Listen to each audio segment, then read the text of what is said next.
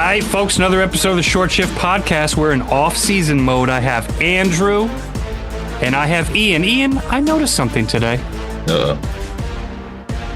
You have a doppelganger, and he's the villain in Happy Gilmore 2. I haven't seen the movie yet because I really like Happy Gilmore 1. Yeah. Oh my God, that's so fucking true. I have avoided it literally until today because it was so quiet at work. I was like, you know what? I'm going to fucking power through this. And I put it on, and halfway through, I just missed you, Ian. Oh, First of all, what the fuck? I'm looking at pictures of this guy right now. Yeah. Your eyeliner is way better, first. Thank you. The first part of this, though, was not a compliment. Damn. it was. Dude. Yeah, you did. Did you think it was? I knew my nose was big. I didn't know my nose was big. No, it has nothing to do with the nose. It's all eyes, hair, style, attitude. Oh, the attitude. All right. Yeah. Well, Yeah. his name's You're so Frank right. Manatee. Wow. Yeah. Is that why we're recording tonight? Because you missed him? Yeah. Yeah. Aw. I'm gonna go ahead and mute Andrew real quick. Ian, I hope you had such a fucking blast at Dev Camp. I desperately wanted to go there, but I had just gotten back from my vacation literally 24 hours before that and couldn't exactly explain that away to the boss. And I thought about taking a half day and saying like, yeah, you know, blah, blah, blah, because enough shit went wrong on the vacation, lost wallet and all kinds of dumb shit. So I was in immediate recovery mode. I probably could have pulled that off and said like, oh, I need to go to the DMV, get a new copy of my license and blah, blah, blah. I probably could have just drove up there. But it does sound like I would have probably got wildly intoxicated and not been able to drive home. Yeah, that did kind of happen. Yep. And thank you to everyone who came out. We did have a great time. Wonderful and time. hopefully didn't embarrass ourselves too badly. But the drinks are flowing. And what, are you going to stop drinking? I mean, come on. Grow up. Once they started giving me G&Ts, it was over. By the way, that was about 15 minutes into the start of the night. And by Yes, correct. It was over 15 minutes into the start of the night. and by giving them to him, he was ordering them. So I'm really not sure. No free ads, but where did you go out drinking that night? Roxy's Arcade. Okay. Shout out Tim, the bartender. Great dude. Makes a Crush. great drink, too. Makes a great drink. He's look. Those drinks weren't soft drinks. Nope. Tell you that much right now. But no, we had a great time and we played some games. I think I actually had only played like 3 arcade games and then karaoke and stuff took over. But it was fun. Thomas, you would have at a certain point just hated it because you would have had to start playing Dad. No, see, that's the thing. Once I hit a certain point of intoxication, there is no dad anymore. Oh no no. No. Let me put it this way. At the end of the night, the people that remained were like, text me when you get home. Yep. Yeah. Yep. I woke up to a text from Including Tiffany. Bex. Shout out to Bex, who was like 20 years younger than us. And was like, could you text when you get home? I'm like, okay. Sure, Mom. I woke up to a text from Tiffany that was the classic, so you had a good night. Yep. And then I was horribly hungover for the scrimmages. Yeah. But they were still great. It was still a great time to be had. I was texting a buddy who was at the scrimmage who actually put in a fan mail today. We're going to read that in a bit. And she goes, Ian just walked in. He looks dead. Yeah. Oh my God. I looked so bad that the girl running the little shop there, the coffee shop there, gave me a free coffee. Like I meandered up and she's like, oh, you know what? Just take it today. And off I went. It was very nice of her. What a kind soul. Yeah. Could have saved my life, you know. Yeah, you were in a bad way from what I understood. Yep. I got really lucky. I popped 2 Advil, had a large diced coffee from Dunks, and I was at work. Yep. Nope. Not your boy. Nope. But hey, worth it. Worth it. Yep. Shout out to everybody who showed up. Thank you so much. And I really want to keep doing this every year because it's becoming a hell of a tradition. Yeah, I think next year we need to, and by we I mean myself and Grace, need to plan better, and not book a vacation on top of it. Sure, but they do announce it like a month in advance. It's not like a ton of. But it's typically end of June or the first week of July. Yes. Yeah. So that tells me that maybe I don't book a vacation in that time frame. That said, there's a good chance I'll be in California at this point, like at this time next year, but we'll see. Hell yeah, though. Who knows? Hell yeah. So outside of all the alcohol, how was Dev Camp? Fun. It was a way better vibe than years past. Yeah? And I don't mean that from the crowds. The players seem to not only just have a higher level of play, well, particularly the forwards, but you could tell the players were having fun. Like there was a general sense of like enjoyment to it. Yeah, it was there in the past. Like we always have fun at the Dev Camp, but in the past there has been like this undercurrent of, you know, the sickos that really come in and really study the players. It's like there's kind of really a dearth of talent here, isn't there? Not really this year. This may have been like the most talent-laden group I think we've seen since we've started coming here every year. Okay. And a lot of the draft picks shown out. Yep. I think that's probably what was neatest about it is so you have Dean and Will Zellers and you have Cooper Simpson. And right there, you're immediately like, we have fun guys to watch right there. But then on the back end, although I think it's a pretty weak showing from the defensive side of things in general at the camp, but Blanash was just, I mean, smooth criminal out there on the blue line. Mm-hmm. And he was entertaining as hell to watch. And then Ivanov and net, like you had a guy at every position where you're like, I could see the path to the NHL for these guys. Mm-hmm. And particularly, I mean, watching Blanash just head and shoulders above all the other defensemen at the camp, that was a treat. Watching how Dean Letourneau can skate now was a fucking treat. I still keep going back and forth. I don't know if Dean looked that freaking good because the defenseman didn't look good enough. Because he looked great in the drills too, but once the scrimmages start, he is roasting these guys. Yeah. He has some of them beat before you even get to the top of the circle. Mm-hmm. I mean, it was brutal in a great way. It was just, you watch it, and you're like, damn, Liam Peterson just got dunked on. That was brutal. Mm-hmm. The defense is definitely weak. Yes, not a lot of shallow, there. We'll say. Yeah. But a lot of great offensive talent. Like I said, some of the draft picks showed out. We'll go through some of the draft picks in a sec, but it was a fun time and it was good. It was good hockey. It was good scrimmages to watch. I got there early and I got to see Swayman take some drills, which was fun. And then, you know, he ended the day taking a puck off the shoulder, which scared the shit out of me, but all is good. All is well. Thomas, you'll actually, you'll be happy to know that, wow, I just completely lost my train of thought. I had something that I was so excited to tell Thomas about. It just deleted from my brain in the moment of saying it. You'll remember it. This is good podcasting right here. Yeah. How long have we been doing this? 6 years? Yeah, right. Thomas, is there anyone in particular because you didn't get to go that you're like curious about? Not specifically. Letourneau was obviously somebody that we saw a good amount college-wise, including the game that me and Andrew went. So I wanted to see the continuation of his development, but there wasn't really anybody that like I was geeking out about, I guess. Yeah. Knowing that I wasn't going to be able to go, I didn't really fucking dive as hard into it as I did in previous years. Mm-hmm. Yeah. So it was just kind of, okay, let's see what happens. And I figured at some point certain names would pop up because I feel like every time you get too excited about a certain player, or you're hawking on one person, you're either going to be disappointed or you're going to miss something else. Right. Yeah. Yeah, that's a very good point. And you got to keep in mind that you don't want to take a lot of performances here too seriously. I mean, that's how Jesper Froden none happens. Of these players are in fucking game shape right now. Right. No. They've all been sitting out for a couple of weeks now.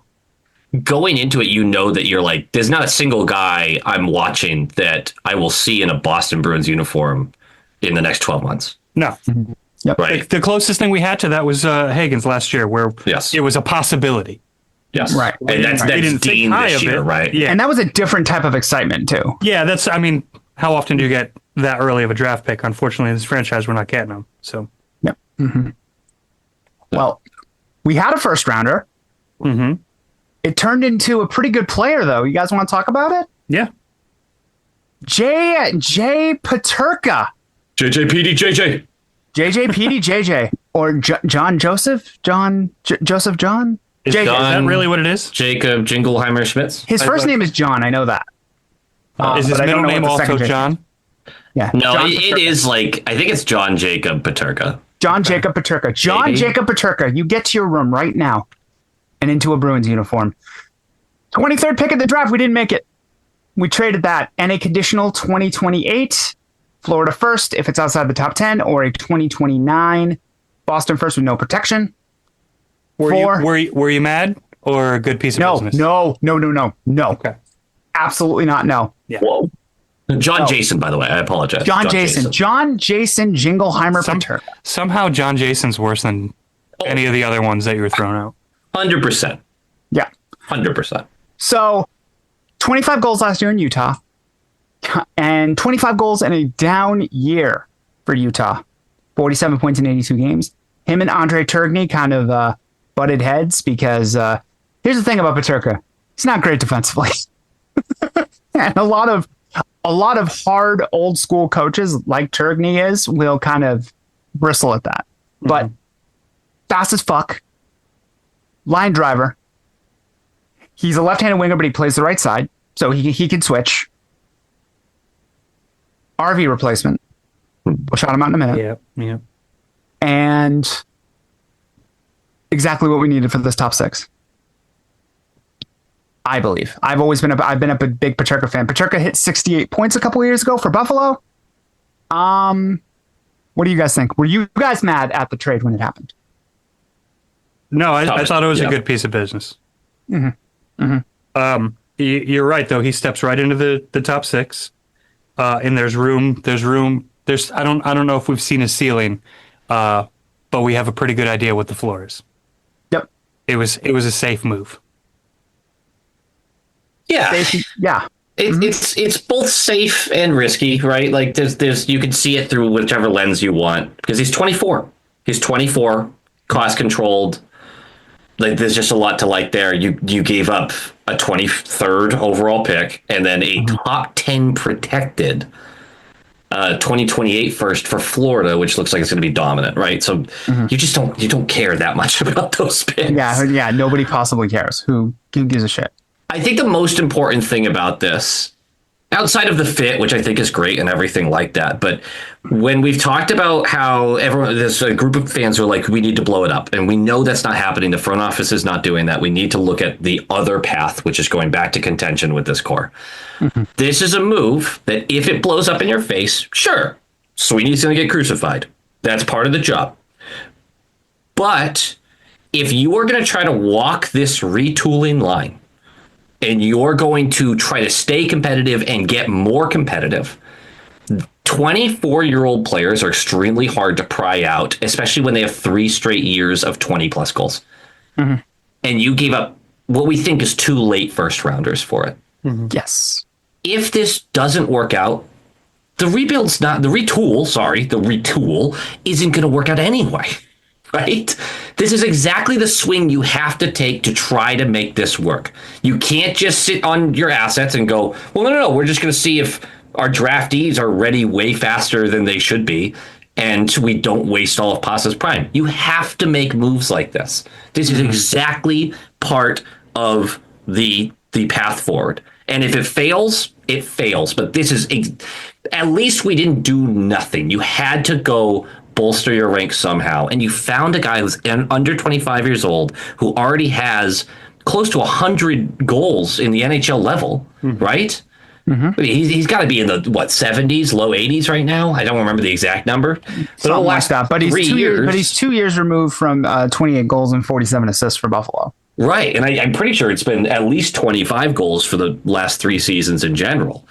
It's just a great fit for a player who had a down year, who you were able to get at a price that, look around the league, you're pretty happy with that price. So I see, once again, a Sweeney move where all of us went, oh, didn't even see that one coming. Great work. He was never even thought of as a trade target for anybody. Not even on the radar. No. This is just really great work. And if it fails, I still think it was a great idea to take this kind of swing. Well, especially with the history of this team lately when it comes to development. It's like he's already there. Like he steps right in. We're not putting him in Providence and then saying, oh, hopefully he's a midseason call-up or something like that. Like this is a improve the team right now move. Yeah. The number 23 pick in the draft was not going to come in January and improve your team. With the way that we've been drafting and stuff like that, there's a good chance that he doesn't come in, or 23rd in the draft doesn't come in for 2 years. Yep. Maybe 3. Let's be real about it. I like the player. Sure. I don't have any complaints about the player, to be honest. I've never watched this game close enough to know if I'm not a fan of the two-way side, the two-way part of his game. But that's obviously something that we're going to have to look at if that was a complaint about him. But I don't think ultimately that's why he's here. So correct. Great point. Why is he here? He's there to add puck retrievals. He enters the zone beautifully, very consistently. He allows the team to get set up offensively very consistently, and he can add to your transition offense. He's not fucking here to play defense.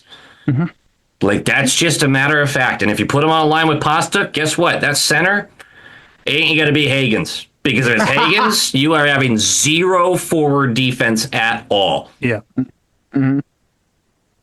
Yo, that line sounds really fun, though. It does. Guess what a better version of it is right now, though? It's Peterka, Fraser Mitten, David Pastrnak, because our boy Mitten can hold down the defensive end. Yeah. But also, Peterka plays a lot of the right side, too. He does. If you want to have Geeky on the left on the top line and Peterka on the second, that's fine. But this also gives you versatility, because now you know Zacha can play anywhere in your top 9. That's the big thing. Peterka can jump around. Middle stats there. So you got options. One big thing about this is that Peterka has familiarity with our new assistant McIlvain, who coached him in Austria when they won a Austrian league title, and Germany. Sturm gets another German. Yep. I like joking about that stuff, but I'm going to be very honest. That means nothing to me. Like, I get it. Like, well, he can speak a native language, and you could have like more private conversations and a better connection culturally. And you know what it means to me, though? Nothing. Did he have a German coach before? No, I don't know. I don't know. Maybe they're viewing that as, okay, maybe this is going to help. Maybe this is how he takes just another little bit of a step forward in his career, because he's still young. I don't know. I think that does matter. I think that has a little bit of pull. Yeah. That's the only thing I can come up with, to be totally honest, but just to be a contrarian on you. Also, the cap hit's great. 7.7, especially in the new cap world for the top 6 guy. Yeah. Yep. So good with that. Yeah. Well, since our third line center is going to be making 7.75 next year. And there's another player in the league that's about to make almost fucking $20 million a year. So I can't wait to talk about that. I'm so excited. Oh my God. So excited about that. Oh my God. Do you want to, since this kind of dovetailed through the draft, do you want to kind of go through our draft picks real quick? I did some scouting. Right before we do, hold on. One thing before we do that. Okay. You wanted to shout out RV. This is an RV replacement. Shout out to RV, 2 years, $5 million AAV for Detroit. Yeah, this is definitely an RV replacement. Loved RV when he was here. Fuck it, slap shot. RIP. now, can I ask you this? Because goals off the dick. What? Go ahead. I was traveling, and I feel like I read something that sounds almost exactly like what somebody had reported that Sweeney was offering to him. That was like offered. An identical deal, and he chose not to take it here. Is that? And he chose not to take it. But I do think, and this is just kind of mathing here, but I do think that we were close to Peterka at that point, and they probably said, "Look, here's our offer. We're going to get JJ Peterka. Yeah, here's our offer. We're going to get JJ Peterka. You're probably going to have a diminished role." Okay. And he went, "Thanks, but I don't want. I want a chance in the top 6." Okay. Which bothers me, because guess what? It doesn't mean he's forced out of the top 6. It just means you have to beat out a guy of a higher talent level for that top 6 role. And when he goes to Detroit, he's going to slip right into that top 6. Yep. So take the easy route, brother. I'll miss you. I loved fucking Slapshot, but that's not really the attitude I want on my team. Yeah. Fair enough. I like RB a lot. That was news that was like, okay, dude. He wildly blew past my expectations before this. Overperformed. Yeah. So I think he's worth that contract. Yep. I don't think I would have paid him that. Yeah. And hopefully for Detroit's sake, Jambi's sake, that back holds up. That's the other thing is we're talking about bringing in a 24-year-old who has routinely played the large majority of his seasons. Yeah. Like he doesn't miss a ton of games. He's missed some here or there. You're fucking jinxing it right now. We talk about every single player in this. Like I could have killed half of the Bruins franchise at this point with these comments. But that being said, you ended Des Bryant's career. I did. It couldn't happen to a nicer guy. There are people listening to this be like, what are you talking? There's a story for another day. And it's not even a good one. I think this is a true upgrade. It's a true upgrade. You get younger, you get faster, you get a skill set that is very, very similar, and it already showed to have worked. Yeah. JJ is a better possession guy than RV is. Yes. He's an actual again, I think entering the offensive zone, power play and 5-on-5 was a focus for them. And they needed another Zacha, a guy that can skate over that blue line and make a decision and keep the puck. Also a middle stat who can also do that very well. Sure. Mm-hmm. Anyway, draft picks? Yeah, let's go through them real quick. All right. For the second round, goaltender Yuri Ivanov.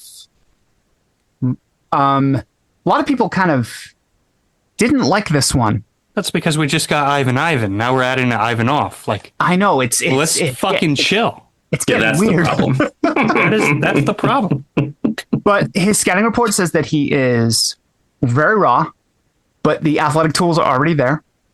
You can see why you saw he showed flashes in the dev camp of why that second round pick was a second round pick. He can move in that net, and he doesn't swim. He's at least 3 to 4 years away, but you gotta. Do you have the size in front of you? 6'2", 165, I believe. Okay, so he needs a little bit of meat without a beer gut, basically. Yeah, 17 years old, 6'2", 165. Yep. Okay. Yep. Mm-hmm. He was draft eligible by about 3 days. Yep. Which is why he was picked. I think that gets taken into account as well. Yeah. Mm-hmm. But this was the guy that, like I said, at every position, you had a guy who was kind of way better than everybody else. Mm-hmm. You had Dean, you had Blanash, and you had Ivanov. 17 years old. If he's 3 to 4 years away, that means he'll be making his NHL debut at 21 years old as a goaltender. That's a hell yeah, brother. That's a hell yeah. And not only that, I love that like all the reports are he's raw, but he is really athletic. That guy is not that raw. He just really isn't. Like there are moments he's still 17 for goodness sake, but right. At camp, he was the most consistent goaltender. His 5-hole was automatic. You could not beat him. Careful, he's only 17. I was gonna say you are tiptoeing into some. I'll let you say raw 4 times about the kid. He was sexually impressive. All right, now we're getting no. Yeah, all right. He was finding his angles. He's super aggressive to the point he needs to tone it down a little bit. But he's aggressive, but he doesn't swim in his net. No, and everybody at the camp after watching him for 15 minutes went, "Holy shit! I see why they went with him in the second round." Mm-hmm. Right. Just kid looks awesome. Mm-hmm. I'm into that. He's still going to be in. I believe he's still going to be in the Russian juniors. Yeah, he was a teammate of Kirill Yamanyanov, 6th round pick from last year. Yeah, we're hoping he's in the VHL next year, but probably the MHL again would be the guess. Yep. And we'll see from there. Goaltenders are always voodoo. You never freaking know. But goaltenders are always voodoo, and Russia is always voodoo because they keep them over there for a while. Yes. That's their development plan. At the end of the day, he was impressive. Yeah. And look, you always need to be looking for your next guy in net. Swayman is solidified. He's your elite number one. Yep. And you need to go, well, 5 years from now, who's the next guy? And that's what this franchise has done. And I find it laughable how often people question their decisions with goaltending because we routinely have great goaltenders. Exactly. 3rd round pick, right winger, Nils Bartholdsson. Offensively gifted, playoff performer. Yeah, he is. Calm down. He's only 18. Won't. Okay. Would. 9 goals in 9 games in the Swedish junior playoffs. His big knock is he gets knocked. Yeah. Very light on his skates. Always gets knocked off the puck. Thomas, you would kill this guy in beer league. You would kill him. Yeah. Yeah. But Probably wouldn't be able to catch him, but No, probably not. The guy can glide, and he's filthy in the offensive zone, man. The vision, shooting, he's gonna find where he wants to put the puck. The only thing that really bothered me outside of him just getting shoved around, which again, you get like a 3rd round pick right out of the draft. If that's your big problem right now, I'm totally fine. Yeah, but he's so he anticipates plays too long. He sits there and waits for it to develop because he sees where it's going and he tries to feed the puck into space, but he just can stand there sometimes with it. And you're like, that's not going to work at any level that you're headed towards, dude. You're going to have to move with this thing. But I do like that he's seeing the creation of these plays very, very accurately. Mm-hmm. He's very intelligent. But again, like, yeah, the biggest thing is that he's incredibly light on his skates, and that's the big thing. And they put these guys out into the universe with like, here's what you need to work on. It's eat a steak and lift some weights. Yep. Shit, was he filthy with it though? He was very good. Speaking of filthy, I was gonna say, speaking of filthy, we had 2 4th round picks. We had 2 4th round picks. The first one, left winger, Matvey Kotkov. Yeah. Pro level offense already, maybe the best pure shot at the dev camp outside of Cooper Simpson. okay. Nope. You don't think so? No, I thought he had moments of like, wow, that might be the best shot we see at camp, but consistently it was Simpson, Zellers, Letourneau. That's fair. But offensive game is already pro ready. What the fuck is back checking? Yeah. That's his big thing. He was so funny too because he's such a puck hog, which a bunch of these guys, like, they're trying to show off and they're trying to, expand their toolkit. They're trying to impress. Yeah, and he was a puck hog because he could put it in the net from anywhere. It was nuts. But when he decided to pass, he might have been the best offensive facilitator on the ice when not talking about the big 3. She sat there and you'd see these unbelievably threaded passes through multiple pairs of legs. And then you're just like, why aren't you using this at all? You're shooting from 20 feet out with 2 guys in front of you with a wide open guy back door. But all of a sudden, when there's an incredibly difficult pass to make, you're just threading it through and the guy gets a freebie. So his decision making might need some work, but holy shit, can he shoot the puck? Mm-hmm, mm-hmm. The offensive game is already there.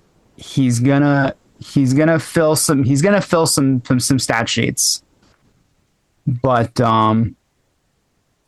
yeah, 5 years away because A, the decision making needs work, and B, I don't need to play defense right now. Mm-hmm. Yeah. That's not my concern. Which hell yeah, brother. Hell yeah, brother. We can fly through the other 4.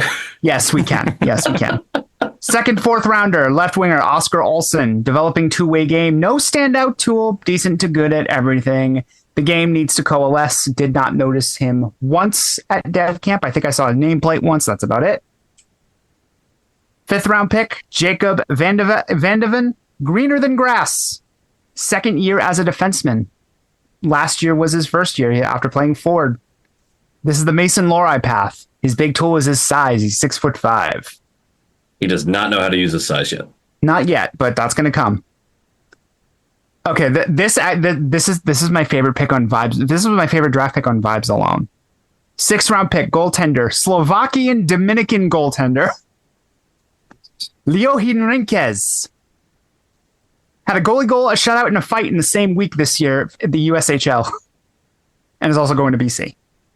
He's my vibes draft pick. Yeah. He didn't start getting comfortable till probably the final day in camp. Mm-hmm. But boy, does he have fun out there. He's bouncing around, having a good time. Yep. And that glove can be pretty nasty when he's feeling it. When he's not feeling it, the glove is going to dump every rebound right in front of his legs. But when he's feeling it, it can snag some shit. So I'll give him that. I just love the Slovakian Dominican. Ain't nothing wrong with that. It's great. I love it. And then 7th round defenseman Cullen McCrate, total long shot, two-way guy. ECHL fodder probably. Yeah, I did not see a single. No, there was one moment from McCrate in the 4 days where I went, "Oh, nice," and every other time I saw him, I was like, "Oh boy, dude." So long way to go. So, what do you take this draft and last year's draft? Do you see a pattern developing in what the Bruins are prioritizing? It's two things. It's skill and it's size, and it's not often together. Yeah. It's that guy's big. Can he skate? No. Can he shoot? No. Does he know what he's doing out there? No. But he's big. And then you've got the holy shit. This guy has a NHL tool, maybe two, that right now, as drafted, are crazy. But everything else is a mess. Well, mess is a little stretch of it, but yeah, they are really prioritizing skill. I don't think they're prioritizing speed. They have not focused on skating as much these last couple drafts, it feels like. Do you think that's weird? I think that's a little weird considering. I do think it's weird. I guess we'll see how it works out, but they seem to have a lot of confidence in their ability, especially when you're talking about guys that are going to take 3 to 4 years to get to the league, which is frankly most of them, right? That's for every team's development process. Right. But they seem very confident in their ability we can teach this guy to skate at a higher level. Yes. Which is a bold choice, but I think we see that in Dean. Dean's already showing massive improvement in his skating. He was already not a bad skater for his size. Bad skater for your size is damning. Well, that's the other thing. Other than Kostadinsky, almost everyone they've taken who's like a big boy, we're talking 6'5" plus, every time you can kind of be like, well, he's a good skater for his size. It's just that for his size does a lot of work in that sentence. Yes, it sure does. Shout out Christian Kostadinsky, who can skate now. I was literally going to ask you guys about him because you guys know how I feel. He can skate, dude. Like, is he a good skater? No, but he can stay in a play. He can force someone to the outside. He can meet someone on the boards. He can actually skate. He can stride across the blue line without falling over. Look, you're chuckling, and you're right to chuckle, but this is huge improvement. That's the big difference. Ian, when we saw BC versus UML, the first time Kostadinsky came over the boards for BC, Thomas goes, "Oh, look, it's Lurch." No, it's Groot. Groot. That's even better, actually. Yeah. That's better. Yeah. I'm proud of him. I've said this in a couple of different videos and things like this, but somebody who could go out there and just have his ego bruised the way it is in front of people who, like, you know, are working your dream job. They're involved in your dream, and you know you're going to go out there and embarrass yourself because you know this one skill set is something that you truly don't have.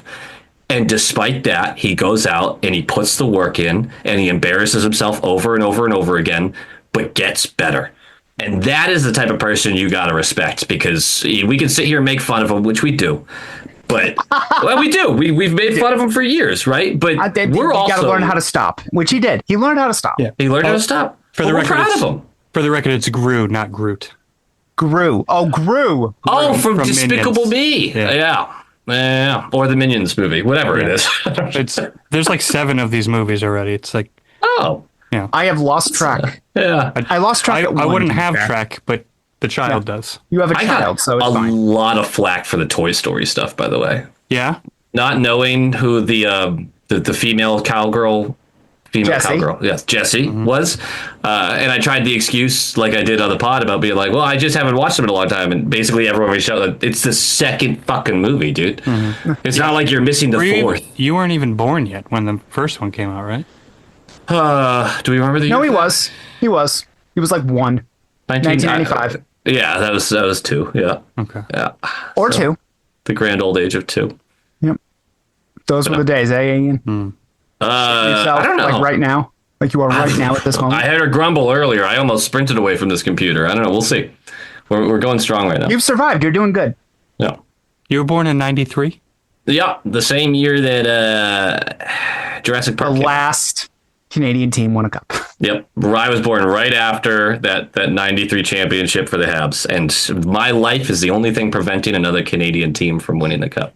Okay. I'm telling you, that I will die the day before a Canadian team wins the cup. I want that on my fucking headstone. I'm going to be nervous the next time a Canadian team makes it to Game 7 of a conference final. Yeah. Well, no, we've had Canadian teams in the finals too, and I sat there and went, I hope my heart doesn't just stop before the end of this game. Like, this will be brutal. Monkey's paw curls. Yeah, right. I'm actually, I don't know it yet, but I'm actually immortal because a Canadian team will never win the cup. I plan on living forever. So far, it's going great. Yeah, right. I just wish my body didn't hurt so much all the fucking time. Choir, preaching, etc. Yeah. Do you want to go through free agency?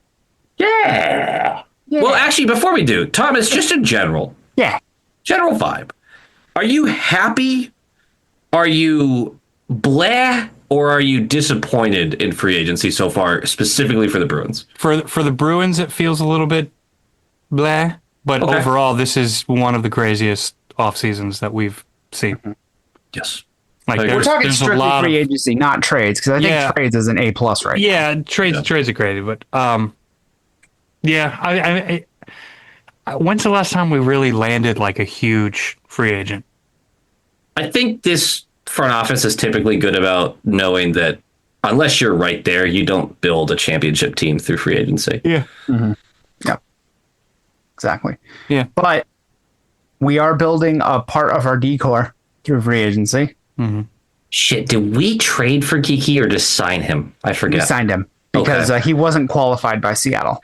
That is, people will argue, a big free agency get. Yeah, I just can already see the comments coming. When it happened, I think we were good with it, but I didn't think we had any idea of how. I loved the signing. Yeah. You could go back on the tapes. I loved the signing. I didn't predict a breakout, but I think you just didn't think he would score. Why wasn't he qualified? You just didn't think he would score more goals over 2 years than 98% of the league. Right. Yeah. Right. Yep. How could we not know? Yeah. Exactly. Idiots. Absolute morons. Thomas. Yes, ma'am. You want to say hello to an old friend? No. Yes. Yes, you do. No. He's back. He's back, baby. It's honestly so like this is only good for the memes. I didn't mind him here.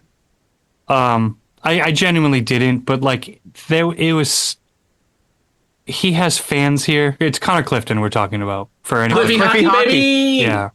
Like we enjoyed him at certain times of the year, important times of the year. Don't get me wrong, but the storyline behind him grew tiresome. I was kind of glad when he moved on. Glad he got money too. He got fucking paid. Who paid him? It was Buffalo, right? Yeah. Yeah. I'm not upset about this. I like the player. It's not a bad signing. 2 years, $2.25 million. That's no money at all. Yep. Well, $2.25 million AAV. Yeah, that's no money. Ian, you love this. I love it because it's a no risk deal. It's a right-handed defenseman that on his best nights is a truly impactful depth defenseman, right? I'm not saying he's a first pairing guy. Okay, please. You guys have to also understand that this is hopefully Cliffy Hockey is Walmart version of Blanash, because that's what Blanash is right now. He either does something that makes you go, holy shit, you are Bobby Orr. Or I don't think I've ever said that, but I don't even think Forbort would make a play that bad. Like the absolute pendulum swing of Cliffy Hockey, that's what Blanash is right now. Cliffy Hockey is inevitable. Yes, you're just hoping that like he develops past that. But no, I'm fine with this. Yes, he's erratic. Yes, he's just an awkward player in general, but he can move the puck up ice. He will lay the fucking body. He's just a good Bruin, and he's a depth role guy. You can push him out of the lineup very easily if you need to. Yeah, with no complaints. Yeah. This was probably our big free agent signing, which kind of tells you how dog dick this free agent. That's kind of where I'm saying I'm very blah about the. Yeah, I think you're correct there. Yeah. So I could just go through all of these very quickly. Thank you. Brandon Gaunce, depth left winger, 32 years old, 2 years, $875K, former Bruin great, literally a point per game as a Boston Bruin, 1 point in one game in 2019. Providence needs players. Yep, 6 points in 25 games for the Columbus Blue Jackets last year. So he's somebody who I was shocked to find he's played over almost 400 NHL games in his career. He's like say to that. Yeah, I mean, he's one of the 1% best hockey players in the world. Yeah, good for him. Good for him. Providence needs players too. He probably takes over the Patrick Brown role. Yep. But probably could be more useful than Patrick Brown was in Boston. Not in Providence. I was going to say, I was like, in Boston, he could be. If Brown was pretty productive in Providence, where it didn't matter. Exactly.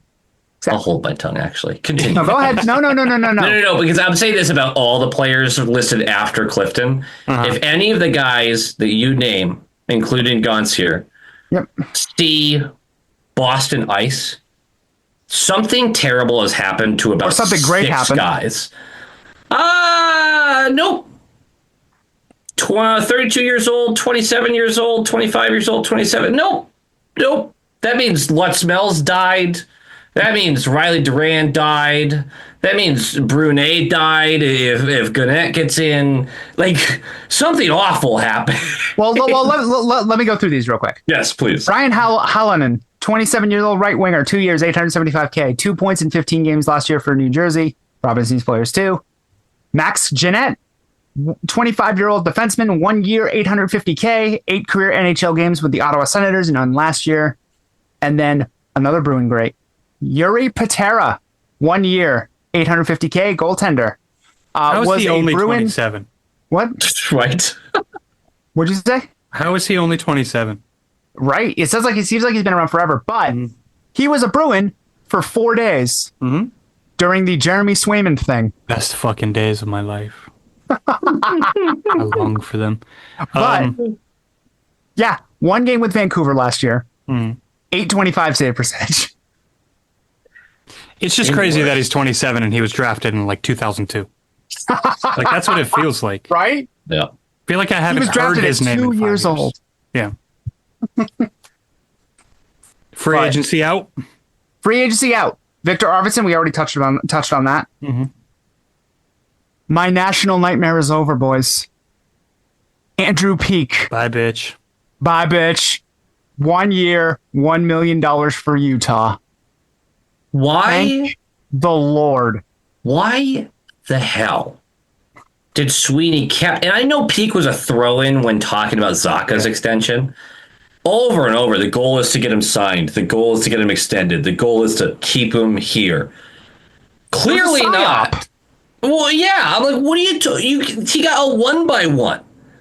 You didn't try to keep Andrew Peak, which I'm very thankful for, brother. Like, thank you, but 1 year, $850K. What do you mean you won't sign it? I got so scared. Like, you're really keeping this guy? You're going to give him a 3-year, 4.5 average deal? Like, fuck you. It's kind of damning too that a guy that played over almost 20 minutes a night in the playoffs can't get more than a year and $1 million. This is for everybody who kept trying to tell me that Peak is actually good. No one in the league thinks so. Who told you that? Oh, there are so many Peak stands. And look, I love that you have an emotional support defenseman. And I'm not judging you. We all cling to certain players. Like, that's fine. But my goodness, people, the amount of times I got yelled at because he blocks shots. I can't do it. I can't do it. You know why? You know why a defenseman blocks shots, Ian? Because he's in the defensive zone every shift all the time? Because he's in the defensive zone every shift, all of the time. Yep. Also, do you know who breathed a massive sigh of relief the day that Peak signed elsewhere? All Bruins fans. Yeah, I was just giving everyone a chance to think about it, but a bunch of people just went, McAvoy. Those headhunters are not coming anymore, brother. You're fine. You're safe. Yep. You're safe. Oh, my God. I don't even think Peak was the one who injured him at all, but still. No, but if I have to watch one more head high 40-mile-per-hour muffin from the point, I was going to do it. Lanache does do that. His are a lot more than muffins. Those things fly. Yeah, no. I'm on a Lanache kick right now. Can you tell? You are on a Lanache kick. That might be your emotional support defenseman. That's fine. He's in the MHL. We got time here. Lanache will be in Sweden, I believe, and then going to UMass next year. Yes, I'm very bummed because Elite Prospects had him going to UMass this upcoming season. I was very excited about that, and turns out that was wrong. No, it is incorrect. But Bummer. can't wait. This one I'm sad about in a way, not for anything having to do with the Bruins, just because it's sad to see a good soldier leave. Mike Callahan, 1 year, $850K for Tampa Bay. Somehow valued less than Andrew Peak. Left-hander. Left-handed. That's all it is. Yeah, exactly. Left-handed. That's it. There you go. I really liked what Callahan was for this team, for this organization, I should say. A young guy who did what was asked of him. Fifth round pick. Turns out Andrew's a top. Say again? Sorry, nothing. Go ahead. You know. No. What did you say? It doesn't matter. We were talking about yeah. Yeah. Yeah. Okay. Yeah. I know you listen to these after the fact. You'll hear it. Yeah. I will. I can't wait. Wait. Anybody else who heard that before I do, please leave it in the comments. Yeah. It's gonna be Rat at 2:30 in the morning tagging you in it. Yes. Rat, fucking bet. I dare you. There you go. And then Riley Tufte. Speaking of bye bitch. Yeah. Yeah, no, that's mean. That's mean. It's not. It kind of is. 1 year, $850K for New Jersey. The only reason he didn't get more flack for how often he was called up, which wasn't that often, It really wasn't. was because Patrick Brown was there. Looming. He was there, always waiting. We had bigger fish to fry. Even though, again, Patrick Brown did not see a single game for the Boston Bruins this year. So all that bitching and I moaning. keep forgetting that. Yeah. But Callahan, good luck in Tampa. Yeah. Tufte, good luck in New Jersey. RV, good luck in Detroit. Peak. Let's talk about trades. Yeah. Yep. Can we give one more quick shout out to the JJ Peterka trade? Because I love it. Shout out. JJ Peterka. Jason, Jennifer Jason Lee. JJ, PD, JJ. Forever. JJ, PD, JJ. So, Thomas, I know you have opinions about this trade. Ivan to Boston. Mm-hmm. Fabian Lysell to Colorado. Problem for problem. Problem for problem. And I don't even know if it's problem necessarily. It's letdown for letdown. Yeah. Yeah, I think that's more it. Or we failed this guy for you, a guy that you failed. Yeah. And let's see I think that's more accurate. if either guy can be redeemed. Ultimately, my bigger problem is I feel like this Fabian Lysell trade was happening for the last 2 years, and they just never pulled the trigger. They waited till he was literally worth nothing. Mm-hmm. This time last year, we were talking about the possibility of trading him and thinking that we can get something legit. I think we were saying second or third rounder. We were. Like, maybe overplaying our hand there a little bit, but there was some value there. Now it's just, okay, you have another meme-worthy guy with a stupid fucking name. Talent. It's talent, and he's a little more well-rounded than Lysell was. Also, he hits a lot. Mm-hmm. He's a fourth liner. Yeah. Tweeter. His ceiling is probably very, very good fourth liner. Maybe sneaks slightly above that if he develops a little bit more scoring touch. Mm-hmm. Okay. What does Lysell do in Colorado then? You know what? I hate it because I think that system fits his game better. I think he's more excited than Ivan here. Mm-hmm. Yeah. Yeah, he better be fresh start. I'm not going to make any bold predictions or anything like that. I never had an issue with Lysell. There was times where he mentally wasn't my favorite as a player or with an attitude or whatever the case is. But I don't know enough about him outside of what I've seen on the ice. Right. And I think there was skills there, and they didn't develop. And I think attitude became a problem, and it wasn't going to move past it. I am surprised. We talked about Mougenel just a couple weeks ago. He gone. And he gone now. No. And it'll be interesting to see what they're going to run there. Would this have been a situation where Lysell was better off? I don't know. That's it's impossible to predict, but that was one of the things that popped into my mind hearing both bits of news. But I don't have any real strong opinions about Ivan because I don't know enough about him. I love his name. name. I'm sure we're going to see him plenty in fucking Providence this year. Yeah. Yeah. I love his name though. Yeah. Ian, do you have any thoughts, comments, concerns, questions?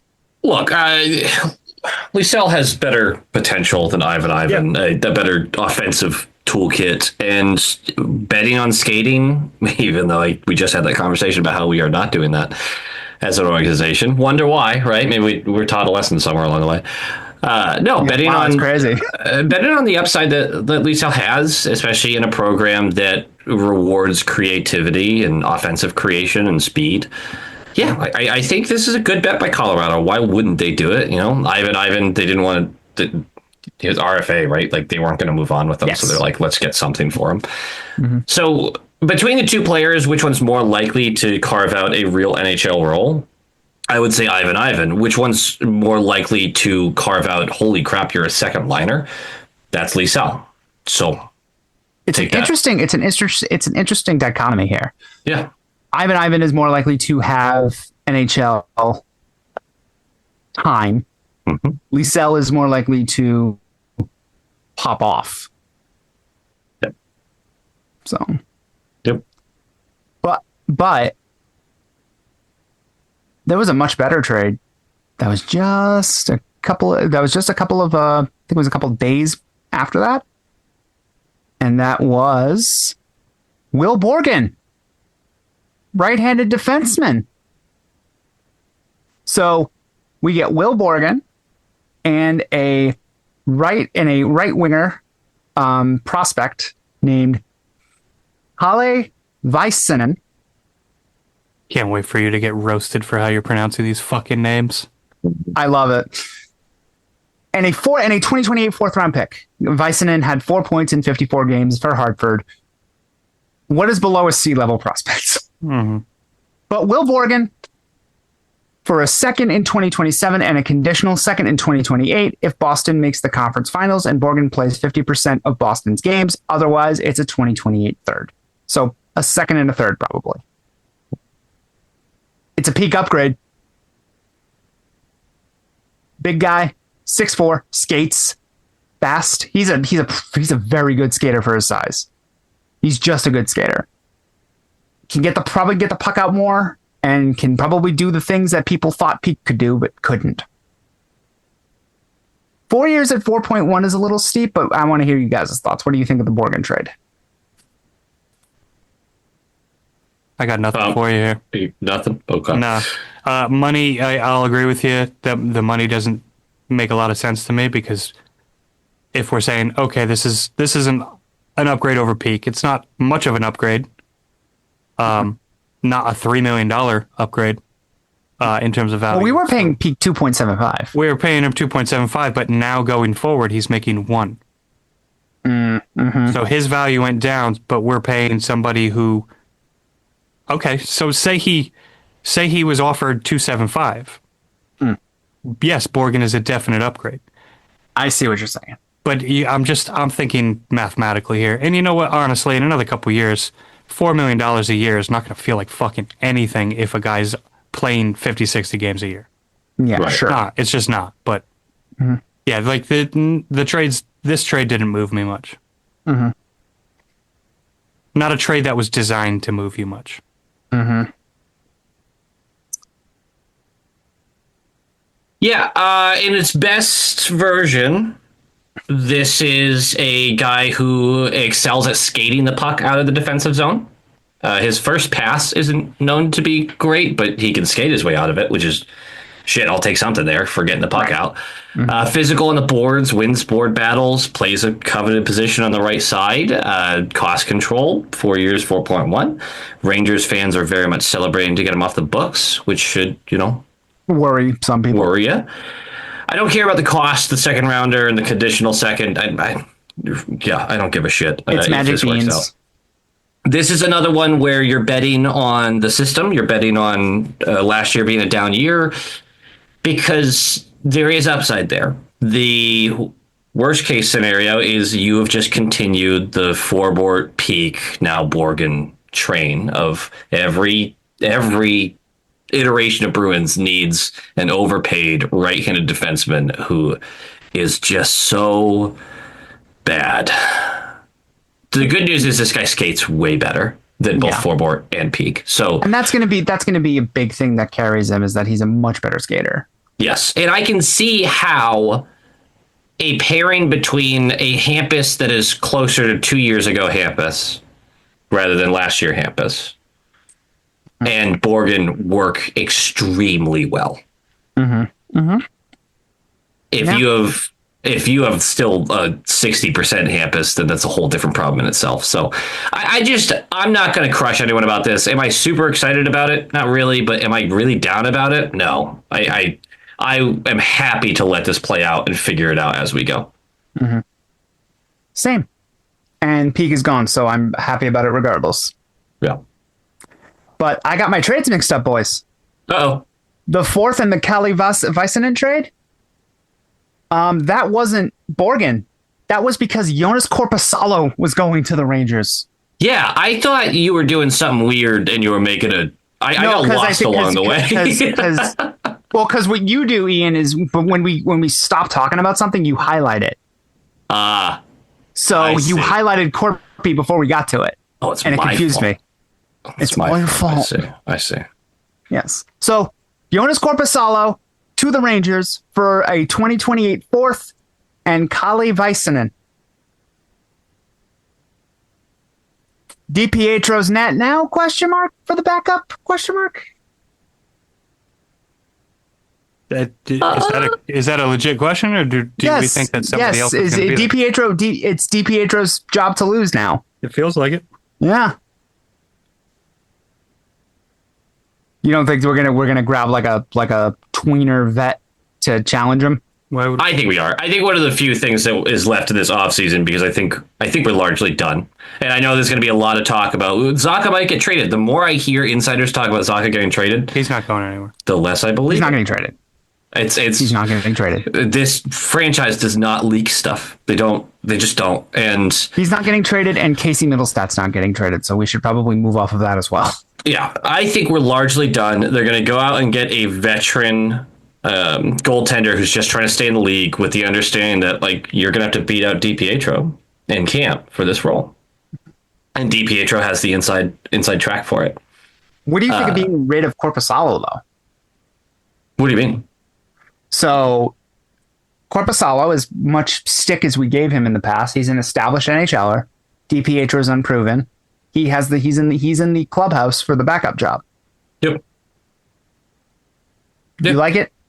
I mean, that's fine. It's risky. There's a level of risk there, but DiPietro's 27. If you think you have something with him, you have to give him a shot. 2 years in a row. And you said, and I think both you and Thomas said this last episode. Yeah. If you think you have something with him, you have to do something with it. Also, you are now, so understand that waivers come into play at a certain point.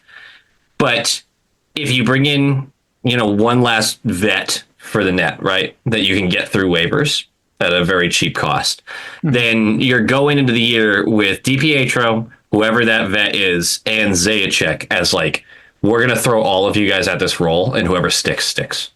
Mm-hmm. And we'll see where we go from there. Now, you are risking losing some guys to waivers there, but you would be damn sure that this is not working out.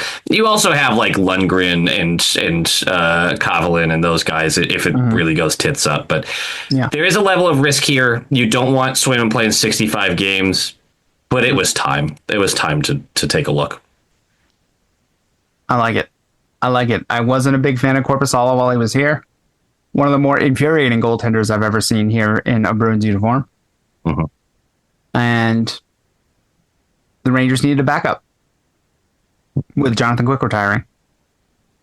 So, with all of that said, give it a grade.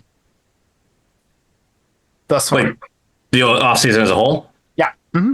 Trades, free agency, all of it. Easy breezy B. It's a solid B. I'm not weeping for joy of anything, but I think this is good work for the most part. Mm-hmm. Thomas? B- is probably the highest I would go. I don't think the team's improved. I don't think they're necessarily any worse, but a lot of that is going to come down to what we get out of DiPietro next year if he does win the backup job. Mm-hmm. And again, like, where's the scoring coming from? Kalle Väisänen. Yeah. I don't think the areas that we needed improvement were addressed in a substantial or even remotely. Paterka does improve that. I a little bit. But you're also losing Arvidsson. Yeah. But you're also losing Arvidsson, yes. Mm-hmm. So, I mean, if Paterka comes in there and gives you slightly better production than Arvidsson, yeah, that's a win. But that was also a first-round pick. Mm-hmm. Regardless if it was late or not. So it's like, I don't know. I can't bring I want to say C+, but I don't want to be too negative right now. So I'm going to say B- because I feel like that's going to be the lowest grade that we're willing to give them. But I don't necessarily think the offseason is completely done. It isn't. You are correct. By the way, I give it a B so far. But that, very good point, Thomas. We have currently 10 NHL defensemen, including Jordan Harris, who was re-signed. Mm-hmm. Something's got to give there, right? Something's got to get moved. Yep. So I don't think anything that we move is going to be substantial in return, unless we do something really out of the box. Mm-hmm.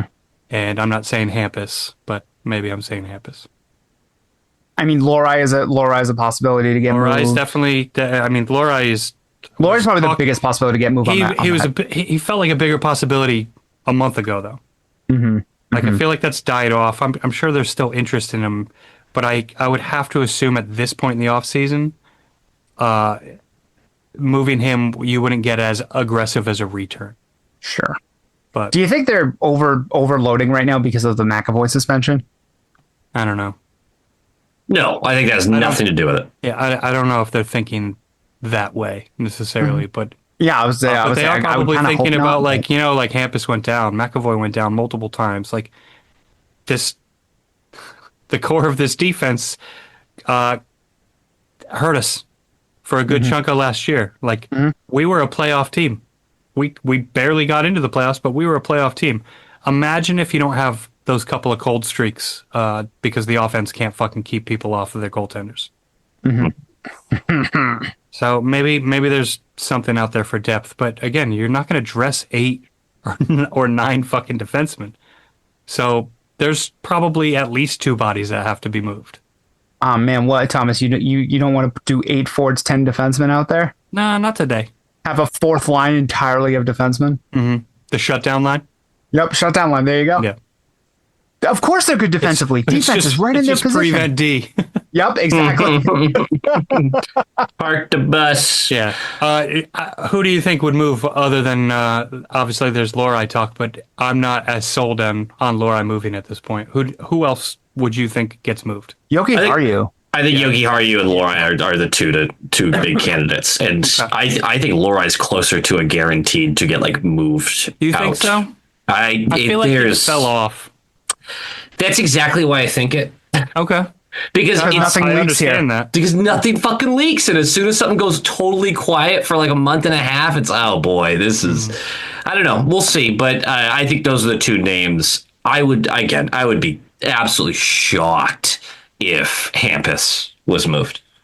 Yeah, I don't think his value is anywhere close to what his salary is right now. Unfortunately. Yeah.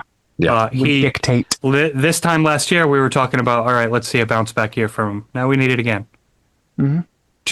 Two injury prone years is it's tough to swallow and certainly tough to trade. That's definitely an injury that takes more than a season. So Yeah. if he's not back to some extent this season, then it's tight butthole. Yeah. Speaking of tight, I think people are still talking about him though, because I think he's a better player than what he's been able to produce the last couple of years. yeah, It's the money that is going to fuck it up. it is the money that's gonna. And I'm not saying I want him gone. I want him healthy. Yeah, I love him. That's genuinely all I want. But Yeah. this will be a tough year if the injury shit continues. I'm gonna snap and I'm gonna say try a bag of pucks and just get him out. Yeah. Again, but the Hampton situation is a big part of things have to go right to get back into contender status for this team. You're not going to have top 5 picks. You're not going to have guys that you can bring in that are young and great right away outside of some really savvy deals.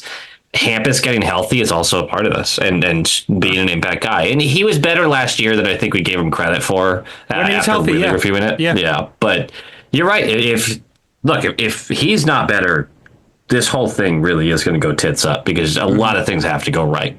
And then the top 5 pick does come into play. Yeah.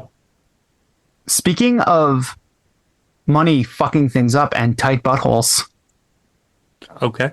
you guys want to talk about Leo Carlson? Could we talk about Verbeek first? Because Yes. this doesn't happen. I think that's part and parcel with this conversation. No, but I mean, like, before we can even get to the Carlson thing, you Okay. have to address the incompetence of Pat Verbeek being highlighted with this even being a situation. Does he lose his job? Like, I'm genuinely asking, does he lose his job? They have to consider it. Yeah. should he? Yes. You're Really, talking probably about not. a situation where less than 7 months ago, the Leo Carlson was in an interview, and it was I can't remember what the other with hockey Elias player. Pettersson. That's what it was, and they mentioned a contract for $9.5 million, and he looked over to Leo and was like, "Would you take 9.5 8 years?" Because Leo was like, "I'm going for 8 years, not a bridge deal." Yeah. And in the moment, Leo goes, "Oh yeah, absolutely." Now let's say he's full of shit. He's full of shit. If you're he probably saying- would have took 11. Easy. That's what yes. Done. Yep. And not doing this during the season. You have a 21, 22-year-old 1C that, yes, has to grow into being a 1C, but oh my goodness, it doesn't get much more likely than this. He's going to be so good. He's going to be so good. He's already very good. Yes. And you decide to, I don't even know what, play hardball with the kid? Just insane. And anybody who is the whole like, well, why would Leo even sign the offer sheet from the Flyers? Do you know how much of a relief that is for Carlson to just be like, oh, I'm either Somebody's playing paying me this, and I'm Yep. going to be in one of these locations for Yep. the better part of the next 10 years. my off season is done. I don't have to keep stressing about this. It's finally Why would over. Carlson sign that? I don't know. That 18 is a big number. That's a Yep. big number. It's That would almost make him the highest paid player in the NHL. it's almost twice By a as lot. much as he was even thinking in his brain a year and a half ago. Yep. Absurd. So, I think the Verbeek needs to be, there needs to be a come to Jesus moment with his job because he doubled down. Yeah. He got wind that Michnikov was going to sign a sheet and signed him to 7.4 over 5. Yeah. Fuck you doing? He didn't have a. What was his other option? Not do that and try and have money so you can sign Cutter Gauthier. Yes, but also, if you're thinking Minchikov's not sitting there going, oh, buddy, you have to offer me something close to what these offer sheets are. Because otherwise, what are we doing here? I know you're going to play hardball with me every time we have this conversation. The conversation's already had. I know what I can sign. I'm betting you anything that's a half to a full mil less than whatever offer sheet was being offered. Oh, I would love to know who offered Pavel Michnikov, who we have I liked. have it on on this. fairly good source that Carolina offered him one. That is, God, that if that is true, Alexander Nikishin must be pissed. Well, that's the plan was to get, if they went through with it, it was, all right, and now we'll use Nikishin to get some of those assets back. Right. Yep. It's tough out here. I love this from the Flyers side because I don't know how they afford it, right? But if you told me Flyers can't afford it, you know. If you told me right now, you're like, I'm going to give you a Leo Carlson player. Like that's who you're getting. But yeah, I need the next 4 first-rounders from you unprotected. And I can just see Carlson and Pasta side by side for a second. Just Photoshop them together. Naked. No, yeah, sorry. I was like, the tarps are off. Yeah. Ian, sorry, I didn't mean it. I can see the boner creeping into shot here. I appreciate that. That's nice. That's a nice thing to say. I would jump all over that. I'm guaranteeing you get a 1C if you give me 4 first-rounders right now. Yeah, good enough for me. Thanks. Absolutely. The Flyers are great here. I love it. Because the Flyers know Anaheim's matching. Anaheim is absolutely... Are they? Yes. Are they? 100%. This would be... You want to talk about firing Verbeek? I want to fire him now. If you let Leo Carlson walk, I don't give a fuck about the 4 first-round picks. You have a potential top 15 player at the center position. That's worth 8 first round. Top 15 center in the game now. Now. And you're talking about a kid in another 4 or 5 years. He's top 3 probably. Yeah. Like he has that level of talent. So I'll agree with you. I feel like Anaheim has to make this move. They're not in as good of a financial position by any means as Philadelphia is. But I'm looking ahead at what the cap's going to be, and 18 million now seems fucking crazy. Yeah. Highest paid player in the league. In a couple of years, 18 is going to feel like 13. This is the best part of it, though. This is the best part about it. Because the Flyers went, hey, guess what? We're not doing 8 years. We're doing 5. Yeah. Get fucked, Anaheim, because by the time this doesn't hurt that bad, guess who's up for a new contract? Yeah. Fuckers. Do you think This is the competition this league deserves, by the way. I'm so sick of these guys playing footsie with each other. Start trying to win. Do you think this is Briere kind of leveraging the Cutter Gauthier situation from a couple years ago and be like, all right, here you go, motherfucker? This is a boring answer, but I think they're completely different. I think he doesn't. He's just like, you know what? No, I've got a chance just to fuck with you that you really screwed this up. I think he wants to give the 4 first rounders for Carlson and wants to pay the 18 million. I just think he knows that he's not going to. Mm-hmm. I know my answer. I think Anaheim's going to match that. Yeah, 100%. I think they already have talked to him and have been like, yeah, we'll see you in 4 days. Also, not for nothing, Verbeek went in front of a live mic and said, we'll match any offer. Yes. Yeah.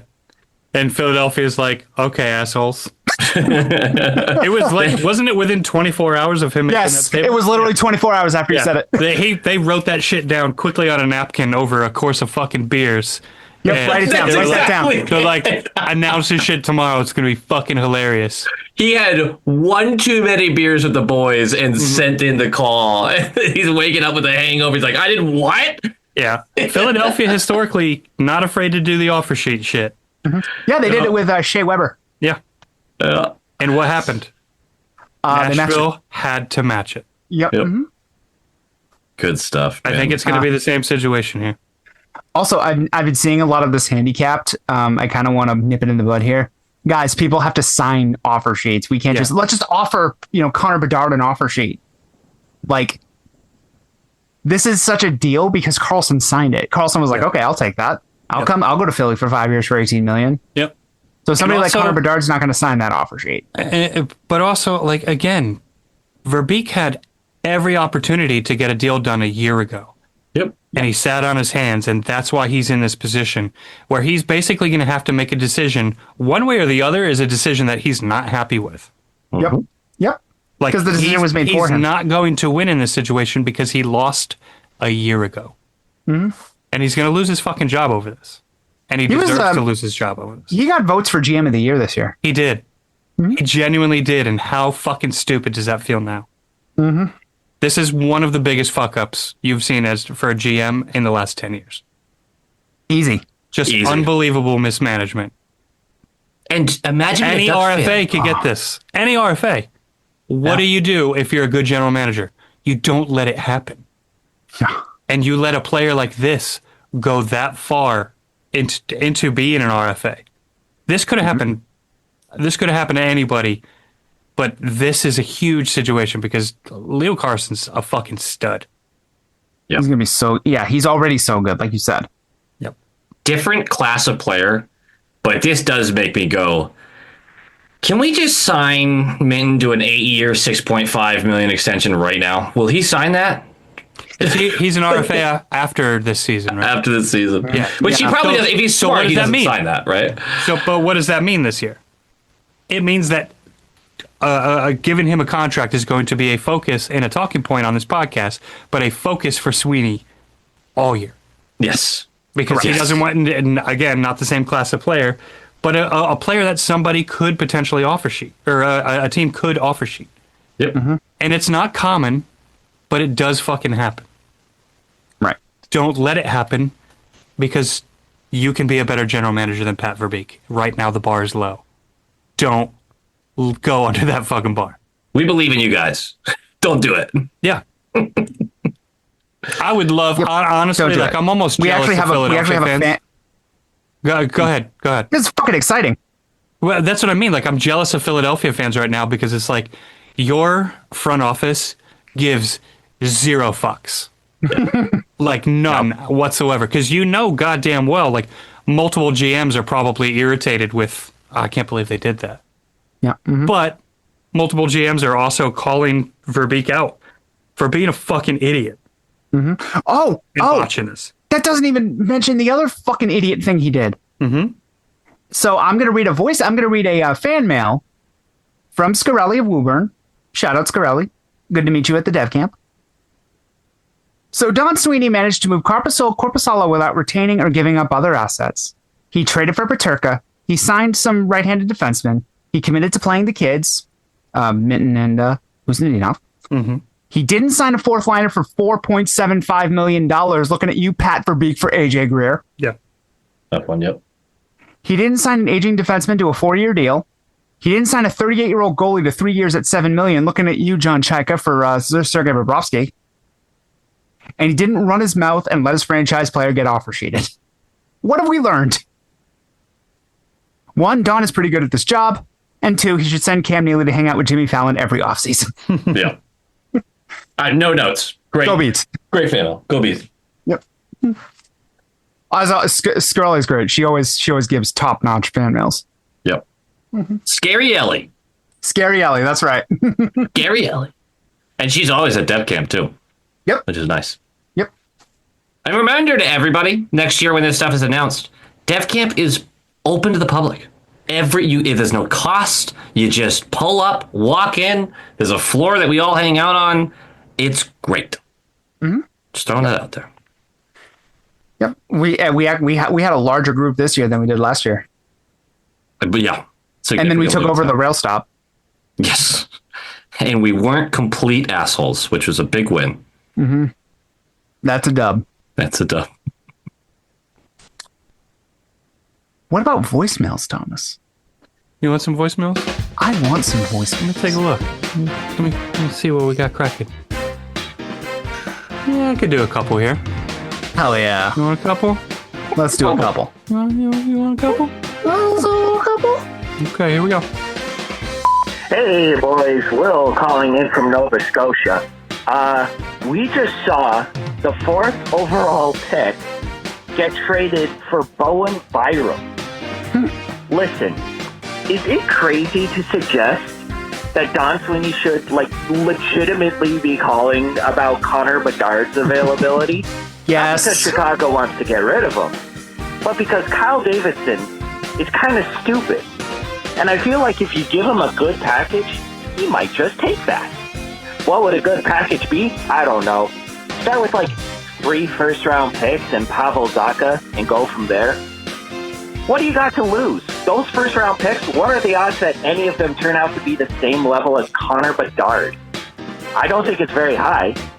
And then imagine a center depth of Bedard, Hagens, Minchin for the next decade. Oh, that makes me salivate.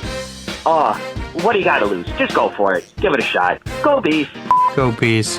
Go Bees! This is exactly what I said like 5 minutes ago. There's no way it's happening. Those 3 first-round picks, by the way, you're at least doubling that. Yes. And That James is- Higgins is part of that deal. Yeah, it's Yeah, James James Higgins is part of that in non-saga. in draft picks or first-round draft picks for a decade. Yeah. I do agree with the sentiment of these guys announce to the league at times, hey, I'm not very good at this. Every year, 2 or 3 guys are like, just a reminder, I should be number 1 on speed dial for you guys. Yep. You know? I didn't mind the Byram deal. It's a steep overpay. But for what they want out of this, it made sense. You're a fucking idiot. Okay. I'm sorry. Like, it's just, you're objectively incorrect here. Like, there's no way to justify, we needed a right-handed defenseman. Yeah, No, you got it's a one. steep You got a good one. overpay, and I wouldn't have done it. It's the 4th overall pick in a year that you had a bunch of right-handed defensemen that you could have gotten. And guess what? You are still 3 years from being a playoff team, let alone a contender. That's a little overkill. But a contender? Yeah, I Time to win the I think they're cup? closer than that. You are so far away from winning the cup. You missed the playoffs by 20 fucking standings points last year. You have next to no help for Bedard. Half of your prospects are not developing at all, and you just trade the 4th overall pick plus to sign a second pairing right-handed defenseman to a $12.5 million deal. That contract.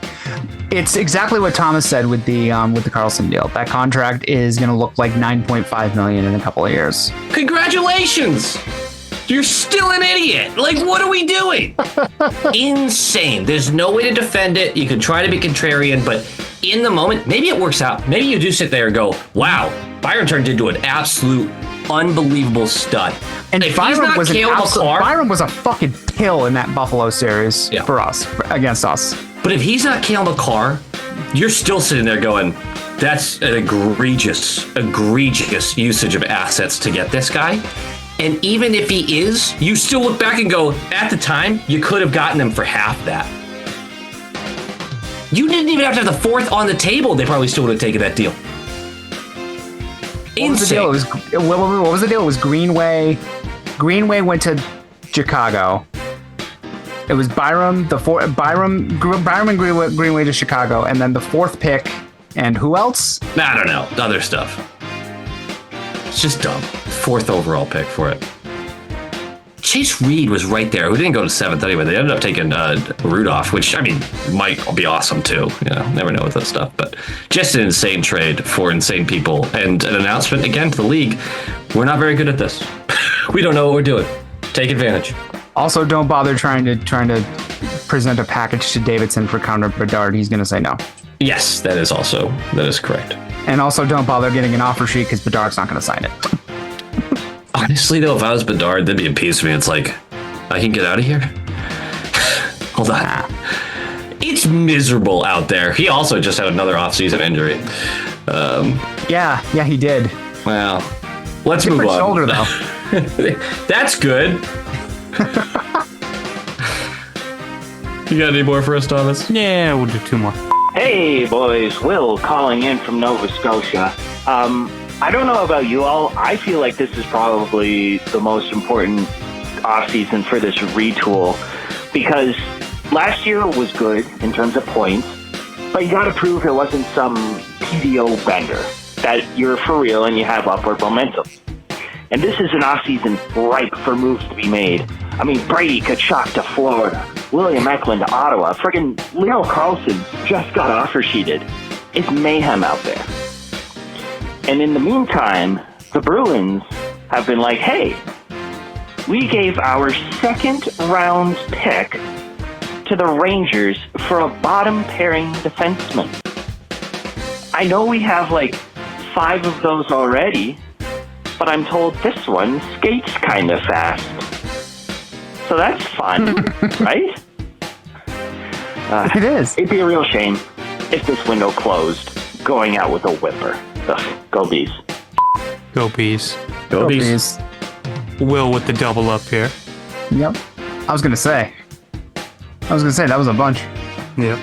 Yeah. He's got a lot on his mind, boys. That was a lot of Nova Scotia. Yeah. All right, let's sneak one more in here. Good afternoon, short chick. That's a hopa. Thought I'd just call you. I haven't called you in almost exactly a month.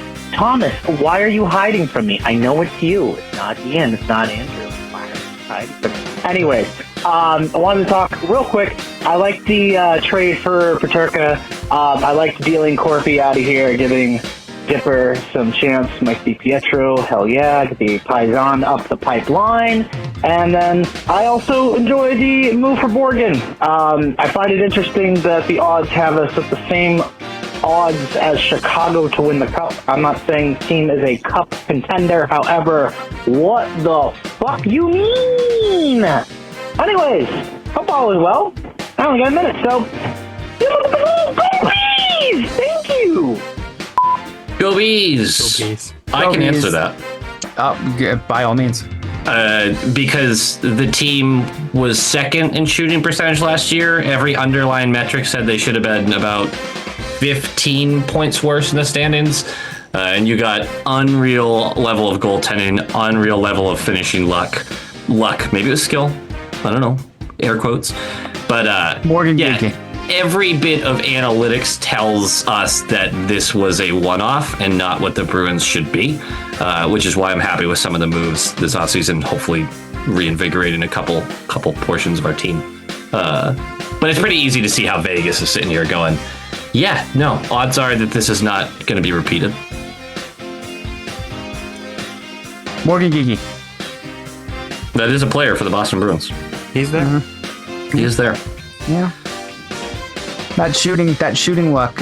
Sometimes it's not luck. Well, the problem is it was also Fraser Minton. It was Huzdinov. It was Zaka. It was Middlestat. All these guys hovering around 20%. That What if second they're line. all that good? That second line, I believe their on-ice shooting percentage was 13%. Like that's absurd for a line, for an on-ice shooting percentage average. Like that's crazy. So We upgraded the shooting talent with Paterka. you better think so, because I'm just saying, like, I'm not going to be doom and gloom. I just can really see how we're here with the odds. 125-1 seems a bit off to me. But It really doesn't to me. man, we're gonna have. I can't wait till we do our season preview in a couple of months, and you're like last place. I think I have plenty of reason to be worried, which is realistic, and there's also plenty of reason to be optimistic about it. This is just one of those off seasons where you're gonna get out of it what you put into it. Mm-hmm. Yeah. Yeah. Well, there is going to be one more. I think there's going to be one more semi-large move. Maybe not a huge move, but something that does move the needle. I think there has to be. But this is the dog days, boys. This is the dog days of the sports world at this point. After the World Cup ends, then what do we have after that? Baseball. Last place baseball. Last place baseball. Yeah. Aren't they winning a lot lately, though? They are. It's about as far as I'm going to go with that. Yeah. This is the winning time of the games. year where I just play more baseball. Yeah. Ah, I nice. just try to keep my mind off of shit for a bit. Get up here to Lowell. There's a Spinners game with your name on it, bud. Yeah, we got to do that. I'll be in Salem in a couple of weeks for a couple of games. Nice. There's a couple other places we're going. Nice. I don't even know. I don't have the schedule in front of me, but we're all over there, all over New England this week or this summer. So, All up on us. yeah. Even the World Cup is a little deflated at the moment, but I mean, I know the U.S. lost, but watching they didn't lose. They got their asses handed. They got their to them. dicks They got kicked in. fucking Demolished. embarrassed. But what happened to Egypt today? It's crazy, dude. It's honestly Holy shit. for anybody who knows enough about soccer, like the closest or doesn't know enough about soccer, the closest equivalent I can think of was also brought up by Tom Brady today, and it's it's the Falcons' collapse. Yeah. And They were up Egypt, 2-0 with 10 minutes left. Egypt lost complete composure at the end of that fucking game. Coaches getting red cards, yellow cards getting thrown around there, crying, and it was fucking nuts. Lots of drama in the World Cup. England, Norway should be fun. I'm looking forward to that game. Yeah, Holland is just so fun to watch. They really are. That's the thing. Like, a lot of fun teams are left, and a lot of big stars are left. Holland, do you mean Norway? No, the player Holland. The player. Oh, Yeah. the player. I see. yeah. Okay. Come on, man. We're talking soccer. Yeah. It's a soccer podcast now. Soccer podcast. Damn it. Andrew, it looks like you have a last note here. I do. Ian, Yeah. I did some homework. Yeah. It shows in pretty statistical form that Casey Middlestat drove that second line. Yeah. Explain yourself. Go Bees. He doesn't have the stats. No, I Because do. guess what? I looked it up too, and he ranks third on that line in basically every individual stat 5-on-5. Did you look at what I actually brought up? What did you bring up? I should send it to you. Yeah, I don't know what I'm supposed to be looking at. I don't have anything. Okay. Individual expected goals, 5-on-5. Middle stats way behind RV, a bit behind Zaka. Dead last on the team in rebounds created. Ranked last of the three in individual high danger chances for. Ranked last of the three in takeaways. Had far more giveaways than either of Zaka or RV. That's all middle stat, boy. 5-on-5. That guy is not your line driver. So I don't know. You'll have to send me the stats, but you're full of it. Okay. Let me see about responding to this. Okay, hold on. This is good podcasting. This is great podcasting. You know damn This well was supposed to be a bit. Thomas is going to end this the moment like you actually bring anything up. All right, here we go. Ready? Okay, so there are a few stats in like public analytics that are used by NHL teams. Okay. And in quite a few of those, Middlestat ranks quite high, not only on the line, but in the league. Oh, wow. And if I can get this to open. Oh my God, you're so fucking This is muted right now. I can't brutal. fucking do it. Folks, thanks for listening to the podcast. I'll go ahead and play the outro music now, and then we'll just let Andrew on the back end go ahead and spew this shit out. But go Bees. Go Bees! And I didn't shit myself. Low bar. Low bar. Go Bees.